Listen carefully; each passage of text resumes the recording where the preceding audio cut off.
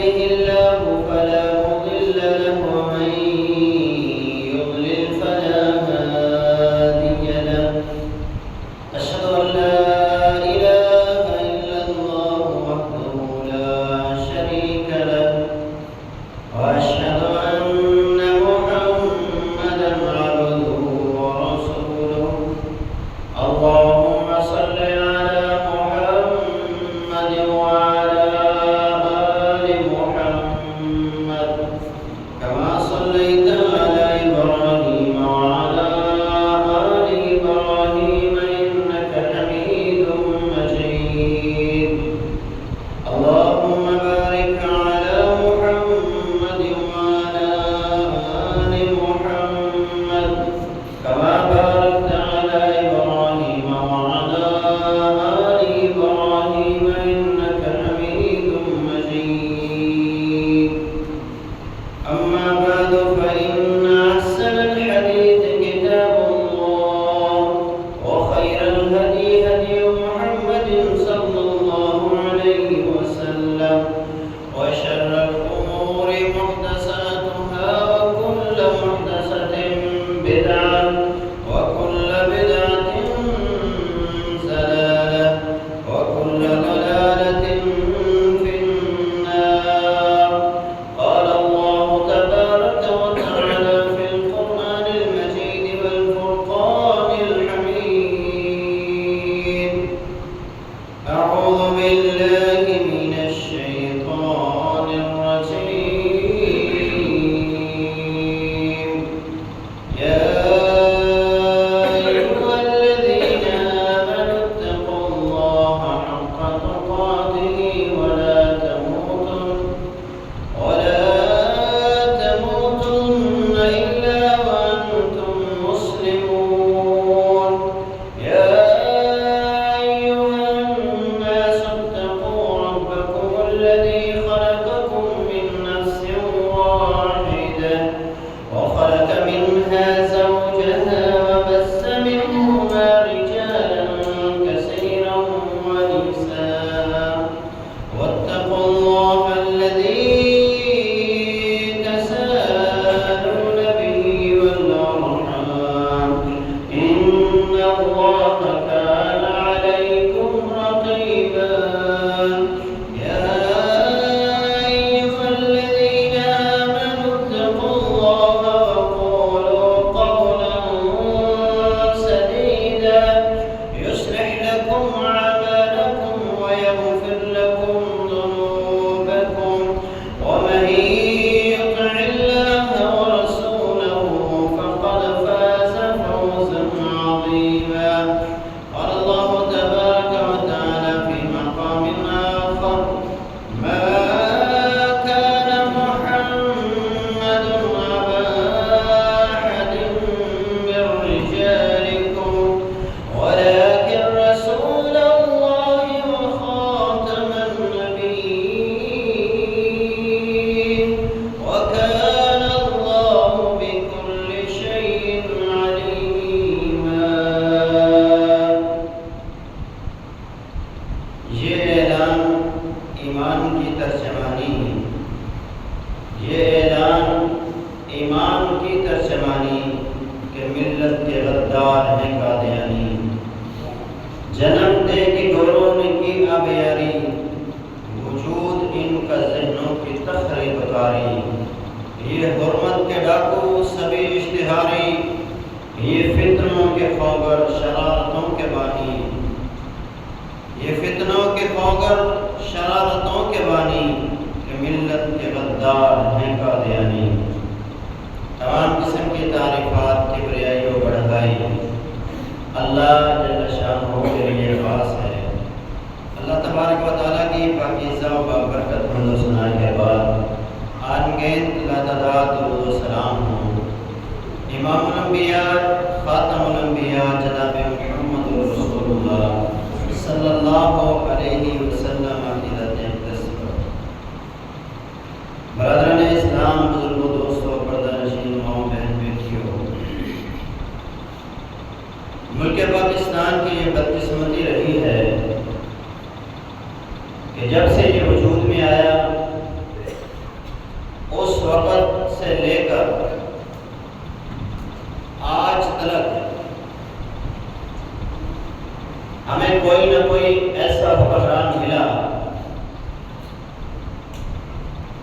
جس کی پشت پر مرزائی قادیانی کھڑے نظر آتے ہیں۔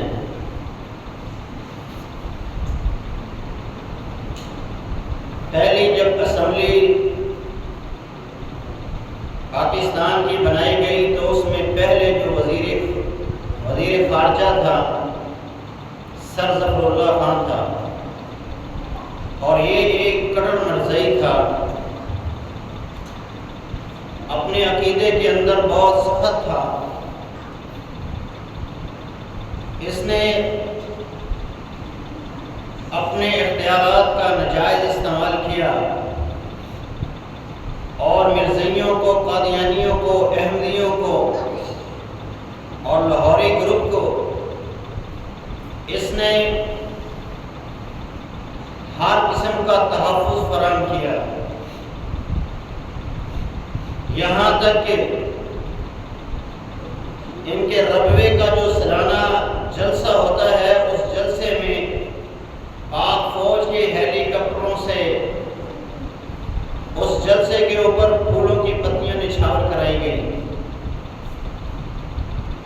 اور پھر یہ مرزائی ملک پاکستان کے کونے کونے میں پھیلنا شروع ہوئے۔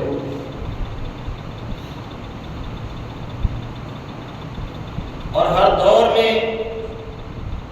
ایسے حکمران ہمیں نظر آئے کہ جنہوں نے 1974 کے بعد بالخصوص ختم نبوت کے قانون کو ختم کرنے کی ناکام کوششیں کی ہیں، اور وہ اپنے عزائم کے اندر کامیاب ہو بھی جاتے، لیکن اللہ تبارک و تعالی دینی جماعتوں کو اور ختم نبوت کی غیرت رکھنے والے مسلمانوں کو جزائے خیر عطا فرمائے کہ جنہوں نے ہر قسم کی قربانی دینے سے پیچھے نہیں رہے اور ختم نبوت کے قانون کو تحفظ بھی دیا، اور اس قانون کو کسی کو ختم کرنے کی، ناکام جسارت کرنے کی اسے ہمت نہیں کرنے دی۔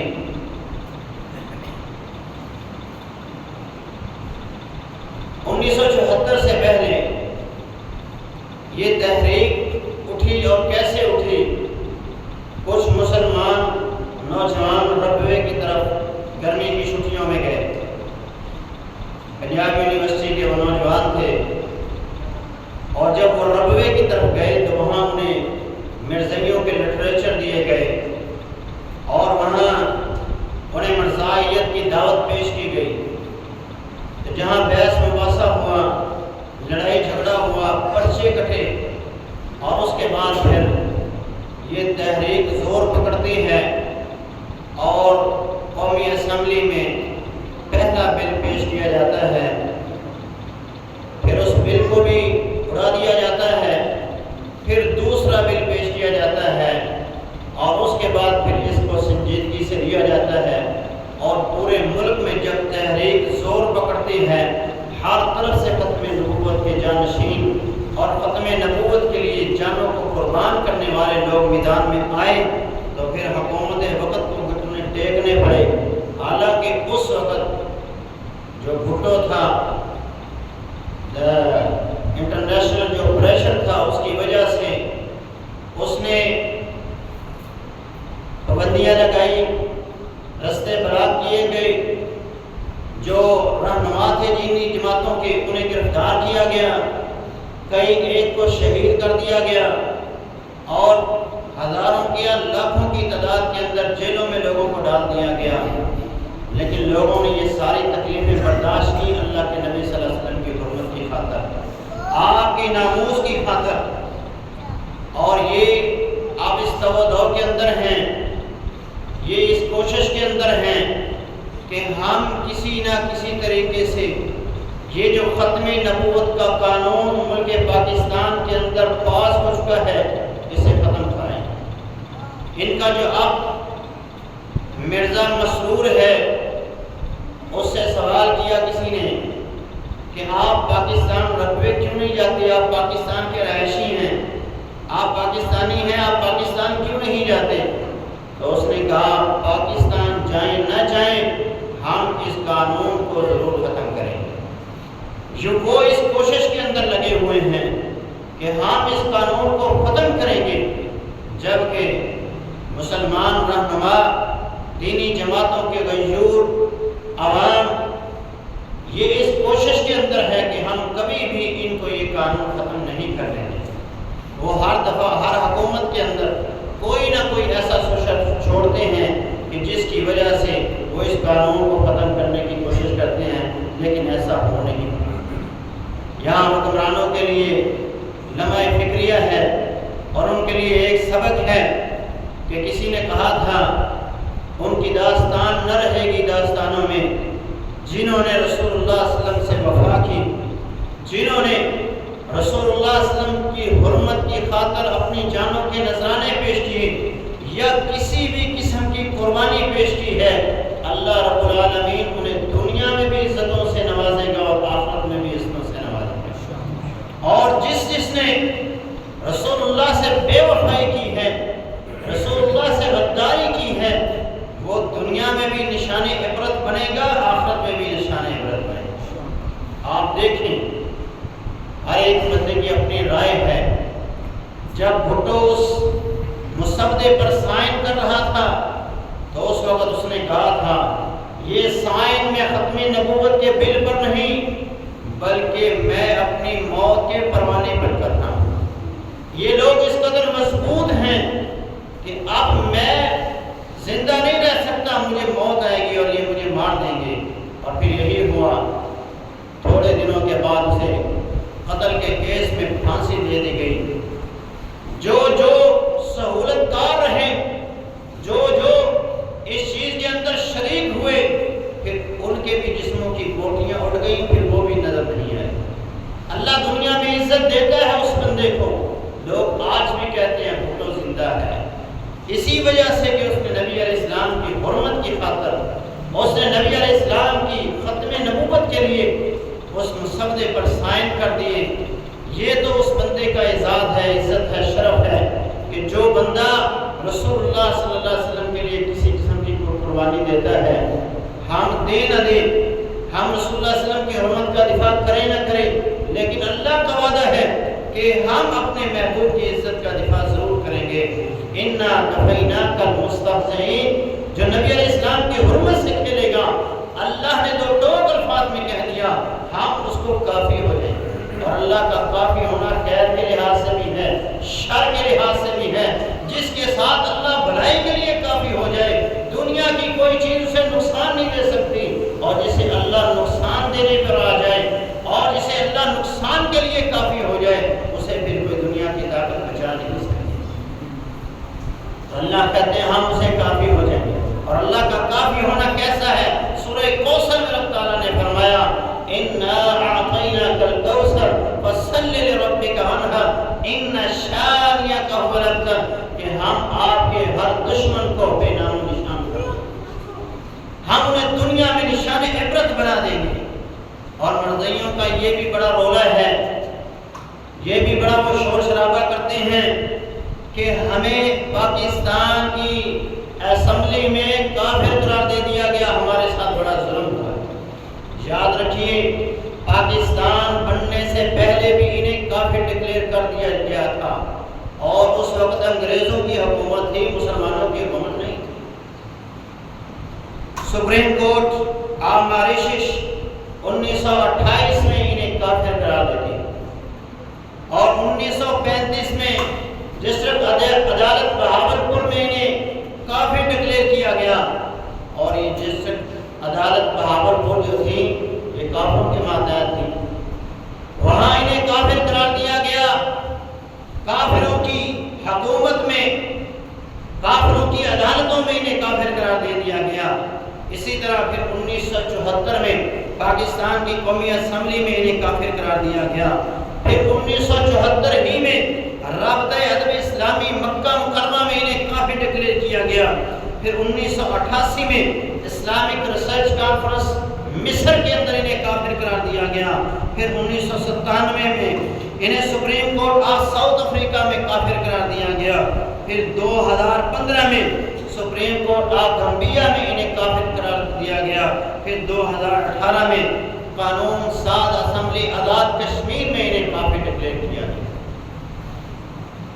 پاکستان کی اسمبلی میں کافر ڈکلیئر کرنے کی وجہ سے ہم انہیں کافر نہیں سمجھتے، یہ بات یاد رکھیں۔ ہم انہیں کافر اس وجہ سے سمجھتے ہیں کہ جو ان کے گندے نظریات ہیں، جو ان کے گندے عقائد ہیں، برے عقائد، برے نظریات ہیں، ان کی وجہ سے ہم انہیں کافر قرار دیتے ہیں۔ اور وہ سارے نظریات اور وہ سارے عقائد قومی اسمبلی میں مسلم رہنماؤں نے مسلمانوں کی طرف سے جو بحث کر رہے تھے، ان تمام علماء کرام نے وہ وہاں تمام بحث وہاں کی، جس کے جواب کے اندر مرزا ناصر جو اس وقت ان کا خلیفہ تھا وہ لاجواب ہوا۔ اور پھر اس کے بعد، اور یہ کوئی معمولی 1-2 دن کی بات نہیں ہے، پورے 2 مہینے یہ بحث چلی قومی اسمبلی کے اندر، روز ڈیبیٹ ہوتی اور اس کے اوپر کتابیں لکھی گئی ہیں۔ ان کتابوں کو آپ پڑھ سکتے ہیں، بازار سے آپ لے سکتے ہیں، کہ جو پورا طریقہ کار تھا کہ جس طرح ان کو کافر قرار دیا گیا ہے، ان کے تمام نظریات کو سنا بھی گیا، ان کا جواب بھی دیا گیا، اور مسلمانوں کے جو اعتراضات ہیں وہ بھی کیے گئے، ان تمام کے سامنے یہ لاجواب ہو گیا اور پھر انہیں کافر قرار دیا گیا۔ ان کے عقائد میں سے ایک بات میں پیش کرتا ہوں اور باقی عقائد ان کے پھر آگے انشاءاللہ پیش کرتا ہوں۔ پہلی چیز جو مرزا ناصر نے اس وقت قومی اسمبلی میں اعلان کہی تھی، ببنگ دول کہی تھی، اس نے کہا میں اسے مسلمان مومن نہیں مانتا جو مرزا غلام احمد قادیانی کو نبی نہیں مانتا۔ خلال اعلان اس نے یہ بات کہی کہ جو ہمارے مرزا لعنتی کو نبی اور رسول نہیں مانے گا، ہم اس کو مومن مسلمان نہیں مانیں گے۔ اور یہی بات مرزا غلام احمد قادیانی اپنی کتاب حقیقت الوحی کے اندر لکھتا ہے، مجھے نبی نہ ماننے والا مومن اور مسلمان نہیں ہو سکتا، وہ جہنمی ہے۔ اور یہی وجہ تھی کہ جب قائد اعظم محمد علی جناح رحمۃ اللہ علیہ کا جنازہ پڑھایا جا رہا تھا تو اس وقت کا وزیر خارجہ، جس کا نام میں نے پہلے بتایا تھا، سر ظفر اللہ خان، یہ جنازے کے پاس کھڑا رہا اور اس نے جنازہ نہیں پڑھا۔ تو کسی نے کہا آپ جنازہ کیوں نہیں پڑھ رہے؟ تو اس نے کہا ہم کافروں کا جنازہ نہیں پڑھتے، یہ کافر تھا اس لیے میں اس کا جنازہ نہیں پڑھتا۔ ان کے نزدیک ہر وہ بندہ جو مرزا غلام احمد قادیانی کی نبوت اور رسالت کو نہیں مانتا، وہ مومن نہیں ہے، مسلمان نہیں ہے، وہ کافر ہے۔ تو ہم جو نبی علیہ السلام کی ختم نبوت پر ایمان رکھنے والے ہیں اور نبی علیہ السلام کے بعد ہر مدعیان نبوت کو جھوٹا سمجھتے ہیں کہ جو نبی علیہ السلام کی نبوت اور رسالت کے بعد یہ دعویٰ کرے کہ وہ اللہ کا نبی ہے، رسول ہے، پیغمبر ہے، تو وہ انسان جھوٹا ہے، کذاب ہے، دجال ہے۔ ان کے گندے نظریات، یہ اللہ کے گستاخ ہیں، اور سب سے بڑا گستاخ مرزا خود تھا، پھر یہ رسول اللہ صلی اللہ علیہ وسلم کا گستاخ ہے، پھر یہ حضرات انبیاء کا گستاخ ہے، پھر یہ صحابہ کا گستاخ، قرآن کی بے حرمتی کرنے والا یہ دجال تھا، یہ کذاب انسان تھا۔ اسی طرح یہ حرمین شریفین کی گستاخی کرنے والا، اولیاء اللہ کے اوپر زبان درازی کرنے والا اور عام مسلمانوں کے اوپر کفر کے فتوے لگانے والا یہ دجال اور کذاب انسان۔ جو انسان اللہ کی توہین کرے اسے نبی ماننا تو دور کی بات ہے، ہم اسے انسان بھی نہیں سمجھتے۔ انسان سمجھنا تو دور کی بات ہے، ہم اسے جانور بھی نہیں سمجھتے، کیونکہ اللہ بھی اسے جانوروں سے بدتر سمجھتا ہے۔ قرآن مجید فرقان حمید رب تعالیٰ نے ارشاد فرمایا وَلَقَدْ ذَرَأْنَا لِجَهَنَّمَ كَثِيرًا مِنَ الْجِنِّ وَالْإِنسِ لَهُمْ قُلُوبٌ لَا يَفْقَهُونَ بِهَا وَلَهُمْ أَعْيُنٌ لَا يُبْصِرُونَ بِهَا وَلَهُمْ آذَانٌ لَا يَسْمَعُونَ بِهَا أُولَٰئِكَ كَالْأَنْعَامِ بَلْ هُمْ أَضَلُّ۔ اللہ فرماتے ہیں ان ظالموں سے ہم جہنم کو بھر دیں گے کیونکہ انہیں ہم نے دل دیے، یہ اس سے سمجھتے نہیں، ہم نے ان کو آنکھیں دی، ان آنکھوں سے یہ دیکھتے نہیں، کان دیے، ان کانوں سے یہ حقیقت کو سنتے نہیں ہیں۔ یہ لوگ لوگ جانور تو کیا بل ہم اضل، جانوروں سے بھی بدتر۔ تو جو انسان اللہ کا گستاخ ہو، جو انسان رسولوں کا گستاخ ہو، جو قرآن کا گستاخ ہو، ہم اسے انسان بھی نہیں مانتے، ہم اسے جانوروں سے بھی بدتر سمجھتے ہیں۔ ہمارے نزدیک کتے کا مقام تو ہو سکتا ہے، خنزیر کا کوئی مقام تو ہو سکتا ہے، لیکن اس لعنتی کا جو اللہ کی توہین کرتا ہو، جو رسول اللہ کی توہین کرتا ہو، اس کا ہمارے نزدیک کتے جتنا بھی مقام نہیں ہے، خنزیر جتنا بھی مقام ہے۔ اور خنزیر کا مسلمانوں کے ہاں کیا مقام ہے؟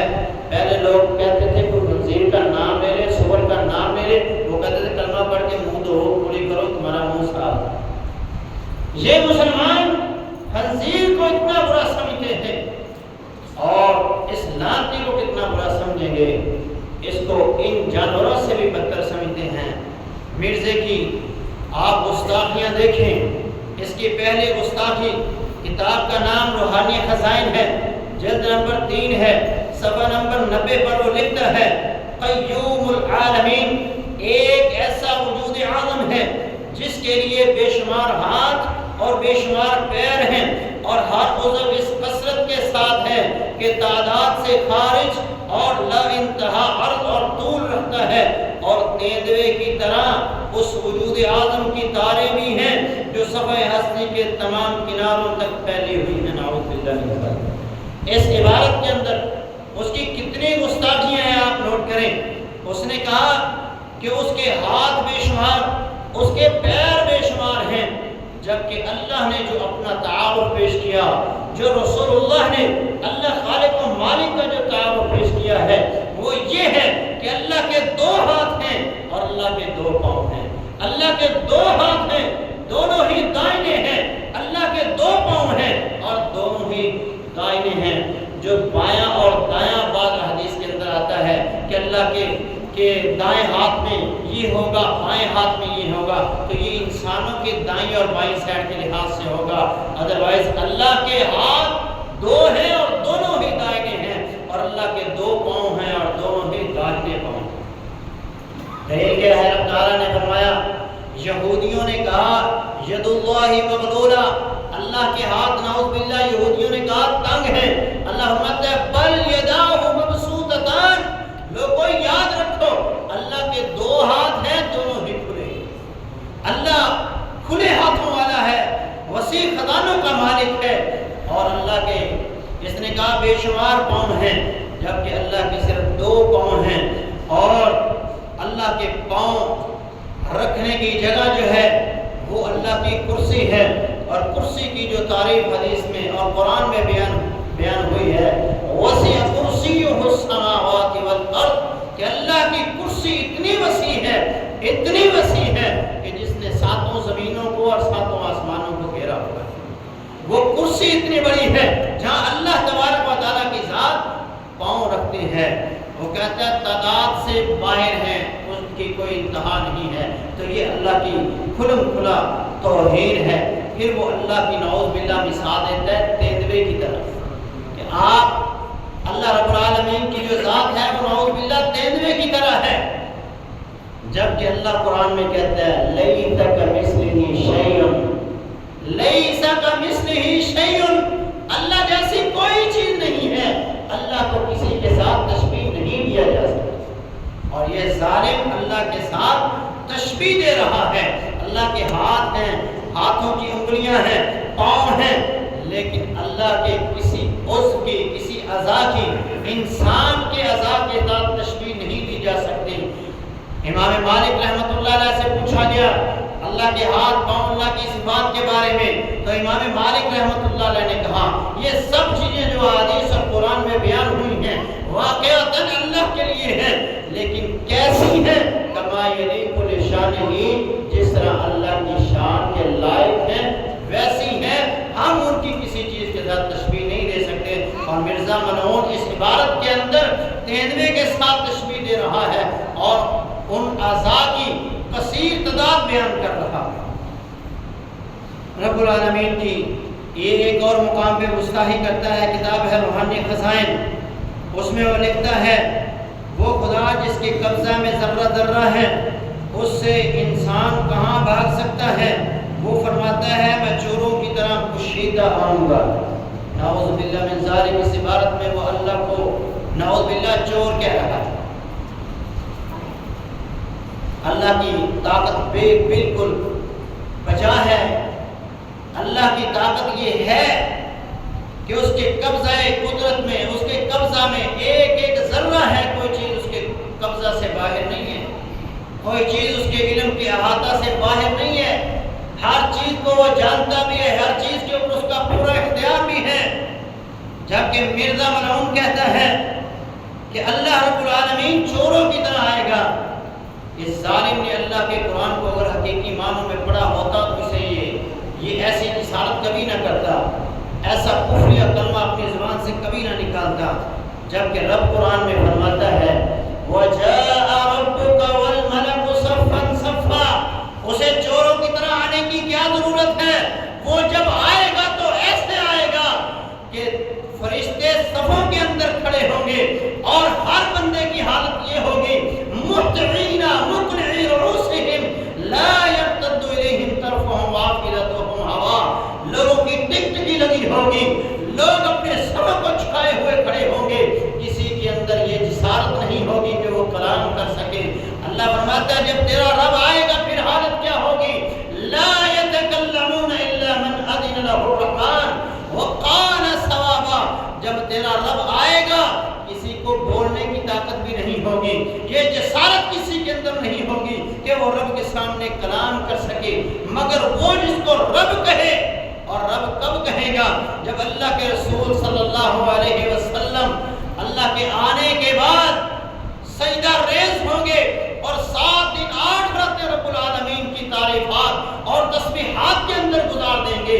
پھر اللہ خالق و مالک کا غصہ ٹھنڈا ہوگا اور پھر رب کہیں گے ارفع راسک صدقہ کا، اے میرے محبوب مانگیے، اپنے سر کو اٹھا لیجئے. اب جو کہیں گے وہ کیا جائے گا. رب کا آنا تو ایسا ہے کہ کسی کے اندر ہمت نہیں ہوگی.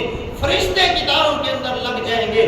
لوگ اپنے پاؤں کی قدم کو، پاؤں کی مٹی کو چھوڑ نہیں سکیں گے، اپنے پاؤں کو ہلانے کی جسارت نہیں کر سکیں گے. اور یہ کہتا ہے کہ رب آئے گا تو چوروں کی طرح آئے گا. یہ رب العالمین کی کھلم کھلا گستاخی. اسی طرح وہ ایک اور مقام پہ اللہ رب العالمین کی گستاخی کرتا ہے اور کہتا ہے اللہ جھوٹا ہے نعوذ باللہ. وہ اپنی کتاب دافع البلاء کے اندر لکھتا ہے سچا خدا وہ ہے جس نے قادیان میں اپنا رسول بھیجا. یعنی اپنے حوالے سے لکھتا ہے مرزا غلام احمد قادیانی کہ مجھے جو رب نے قادیان میں بھیجا، مجھے جس نے بھیجا وہ سچا خدا ہے، جس نے مجھے نہیں بھیجا وہ جھوٹا ہے. تو گویا رب العالمین کی اس عبارت کے اندر وہ توہین کر رہا ہے، کیونکہ رب العالمین نے تو اسے بھیجا نہیں، اللہ خالق و مالک نے تو اسے بھیجا نہیں ہے.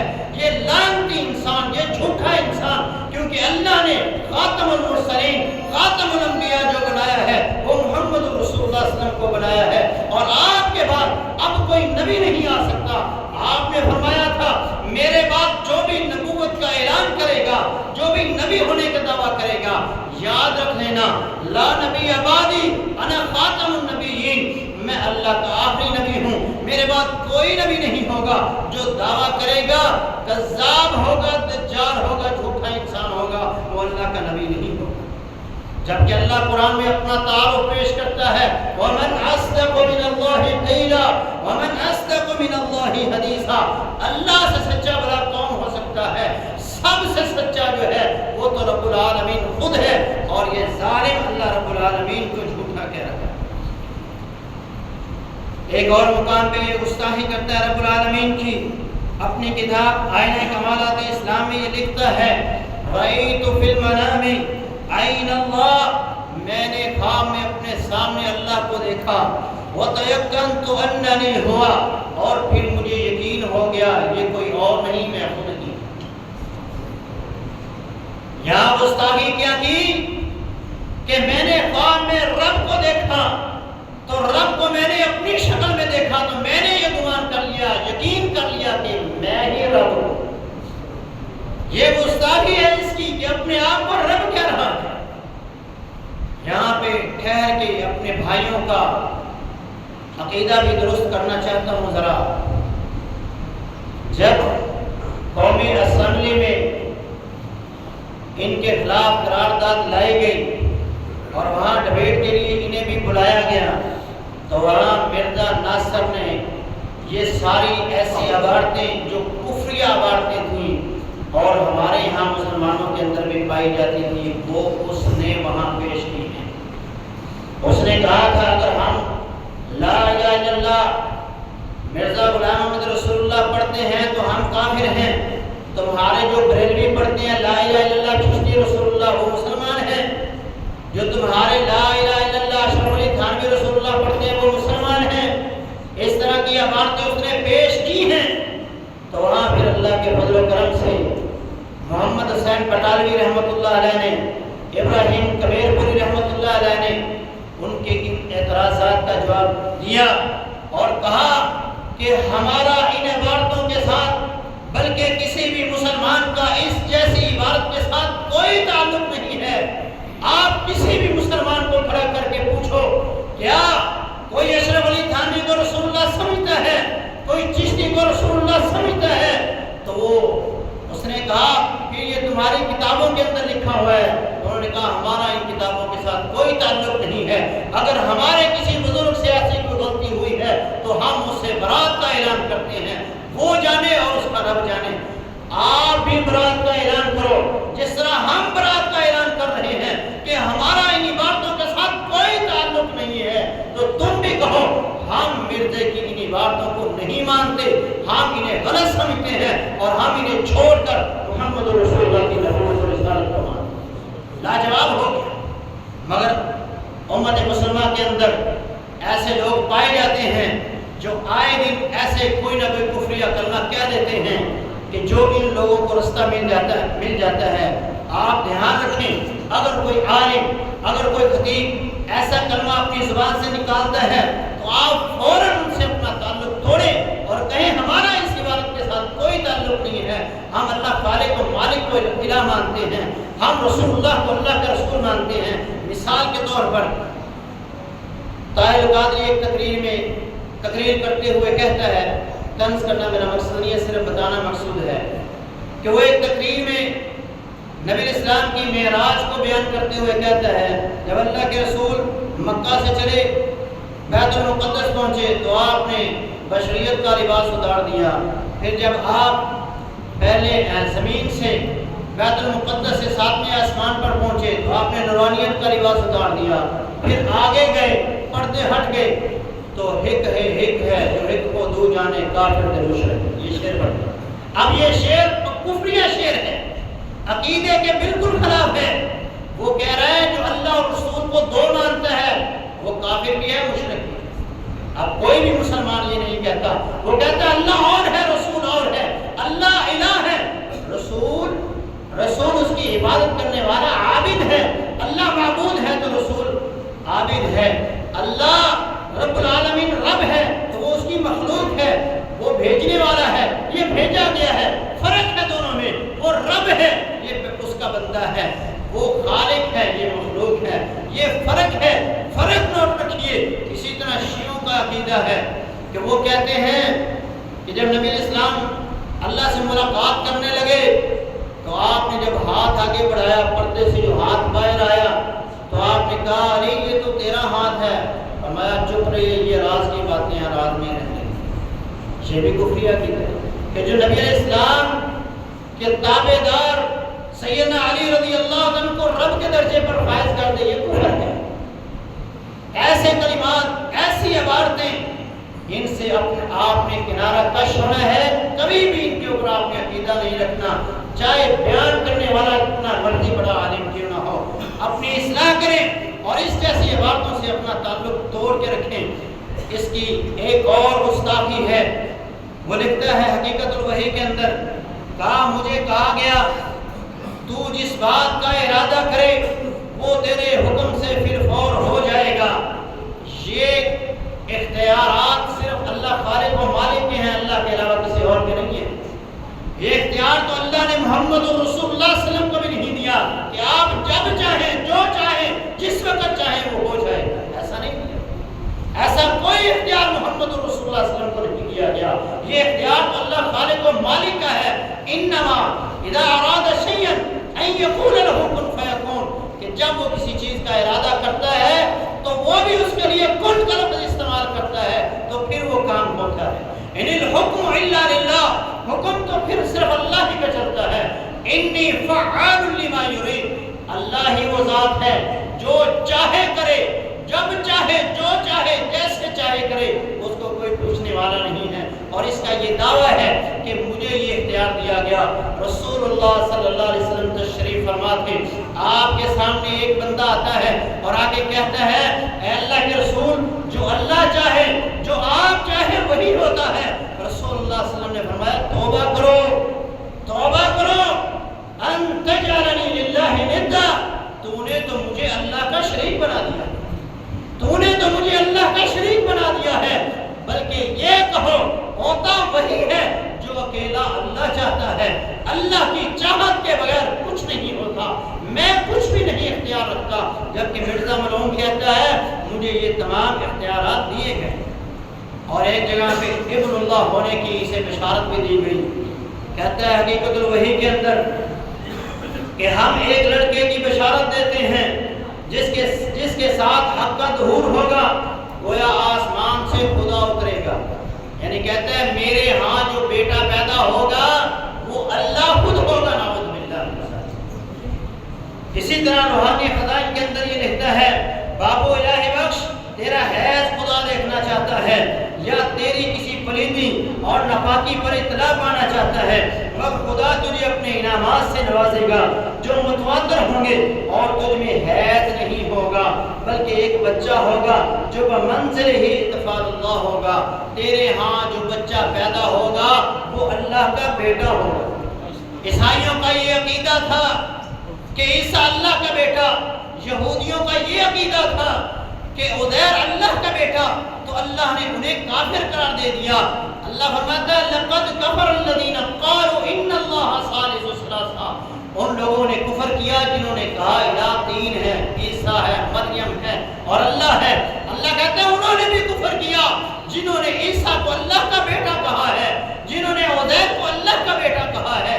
تو یہ اللہ کا بیٹا ثابت کر رہا ہے، اللہ کی توہین کر رہا ہے، جبکہ قرآن میں اللہ فرماتا ہے قل هو اللہ احد اللہ الصمد لم یلد ولم یولد، اس کی کوئی اولاد نہیں ہے، نہ وہ کسی کی اولاد، نہ اس کی کوئی اولاد ہے۔ اور مرزا ملعون اللہ کی اولاد ثابت کر رہا ہے، تو اللہ قرآن میں فرماتا ہے تقاد السماوات يتفطرن منه وتنشق الارض وتخر الجبال هدا ان دعوا للرحمن ولدا، قریب تھا کہ آسمان پھٹ جاتا، زمین ٹکڑے ٹکڑے ہو جاتی اور اس ظالم کو اپنے اندر نگل جاتی۔ ایک کلمہ اتنا برا تھا کہ انہوں نے یہ کہا اللہ کی اولاد ہے، اس کلمے کی وجہ سے آسمان ٹکڑے ہو جاتا، زمین پھٹ جاتی، پہاڑ ریزہ ریزہ ہو جاتے، لیکن اللہ پھر بھی غفور رحیم ہے، اس نے ظالم کو مہلت دی۔ اور پھر یہ اپنے ہاں اولاد کیسے ثابت کرتا ہے؟ اللہ کی ایک اور مقام پہ یہ گستاخی کرتا ہے اور لکھتا ہے، اس کے بارے میں لکھا گیا، ان کی ایک کتاب ہے اسلامی قربانی، اس میں مصنف لکھتا ہے حضرت مسیح موعود نے ایک موقع پر اپنی حالت یہ ظاہر کی کہ کشف کی حالت آپ پر اس طرح طاری ہوئی کہ گویا آپ عورت ہیں اور اللہ نے آپ سے رجولیت کی طاقت کا اظہار کیا۔ نعوذ باللہ من ذالک، کتنا بڑا کفریہ کرنا ہے۔ یہ کہتا ہے مجھے اللہ نے اس طرح استعمال کیا جس طرح خامد اپنی بیوی کو استعمال کرتا ہے۔ اور پھر اس کے بعد کیا ہوا؟ کہتا ہے کشتی نوح میں، یہ بھی مرزے کی کتاب ہے، اس کتاب کے اندر یہ لکھتا ہے کہ مریم کی طرح مجھ میں بھی روح پھونکی گئی اور پھر میں 10 ماہ حاملہ رہا، پھر میں عیسیٰ ابن مریم خود بن کر دنیا میں ظاہر ہوا۔ آپ کو حضرت عیسیٰ کے مقام پر فائز کرتا ہے، کبھی کہتا ہے میں اللہ کا بیٹا ہوں، کبھی کہتا ہے میں اللہ کی بیوی ہوں، کبھی کہتا ہے میں خود رب ہوں۔ یہ انسان عقل سے پیدل انسان تھا، لوگوں نے اسے نبی مان لیا۔ یہ لعنتی انسان، اس کی بے شمار گستاخیاں ہیں جو اللہ کے بارے میں یہ کرتا ہے، رسول اللہ کے بارے میں کرتا ہے۔ روحانی خزائن اس کی کتاب ہے، اس میں یہ ایک اپنا خواب بیان کرتا ہے اور کہتا ہے میں اللہ تعالیٰ کی زیارت کے لیے گیا تو میں اللہ کے سامنے گیا تو میرے ہاتھ میں کئی پیشن گوئیاں تھیں، تو میں نے ان پیشن گوئیوں پہ دستخط کروانے تھے، تو میں نے وہ پیشن گوئیاں اللہ کے سامنے رکھیں تو اللہ نے اس پہ میرا تعامل بغیر سوچے سمجھے اس پہ سائن کر دیے، اور جب اللہ سائن کر رہا تھا، دستخط کر رہا تھا، تو وہ قلم چل نہیں رہا تھا، تو اللہ نے وہ قلم جھاڑا تو وہ سیاہی جو تھی لال رنگ کی وہ میری قمیض پر پڑ گئی، اور جب میں ہوش میں آیا تو وہ کاغذ میرے ہاتھ میں تھے، وہ تمام پیشن گوئیاں میرے ہاتھ میں تھیں، اور اس وقت میرے کمرے میں عبداللہ سنواری جو تھا وہ بھی موجود تھا، تو وہ میرے پاؤں اس وقت دبا رہا تھا، تو اس کی پگڑی پر بھی وہ سیاہی کے نشان تھے۔ اللہ رب العالمین کو اس کے دستخط کرنے کی کیا ضرورت تھی، جبکہ اللہ خالق و مالک نے زمین و آسمان کی پیدائش سے پہلے قلم کو پیدا کیا، اور زمین و آسمان کی پیدائش سے 50,000 سال پہلے قلم کو کہا اے قلم لکھ دے جو قیامت تک ہونا ہے، تو قیامت تک جو کچھ ہونا تھا قلم نے لکھ دیا۔ اب اللہ کو اس کے پیپروں پر سائن کرنے کی کیا ضرورت نہ ہوتا ہے؟ تو یہ جھوٹا اور لعنتی انسان، یہ کذاب انسان بار بار یہ اللہ رب العالمین کی گستاخی کرتا ہے، بے شمار اس کی گستاخیاں ہیں۔ ان گستاخیوں کو، اس کے کفری کلمات کو بیان کرنے کا مقصد یہ ہے کہ ہمارے دلوں میں ان ظالموں کے لیے قسم قسم کی کوئی ریت، کوئی نرمی نہیں ہونی چاہیے، ان سے نفرت ہونی چاہیے۔ ہاں، اگر کوئی بندہ اپنے اس جھوٹے نبی کو چھوڑ کر اللہ کے رسول صلی اللہ علیہ وسلم، جناب محمد رسول اللہ صلی اللہ علیہ وسلم کی ختم نبوت کو مان لیتا ہے تو ہم اسے اپنے دلوں میں بسائیں گے، نہیں تو ہم ان سے اتنی نفرت کرتے ہیں کہ جتنی ہم خنزیر سے کرتے ہیں۔ خنزیر سے تو پھر بھی کوئی نرمی ہو سکتی ہے، لیکن اس سے بڑھ کے ہم اس سے نفرت کرتے ہیں۔ اللہ تبارک و تعالی ہمیں عقیدہ توحید عطا فرمائے اور نبی اسلام کی رسالت پر پختہ ایمان عطا فرمائے۔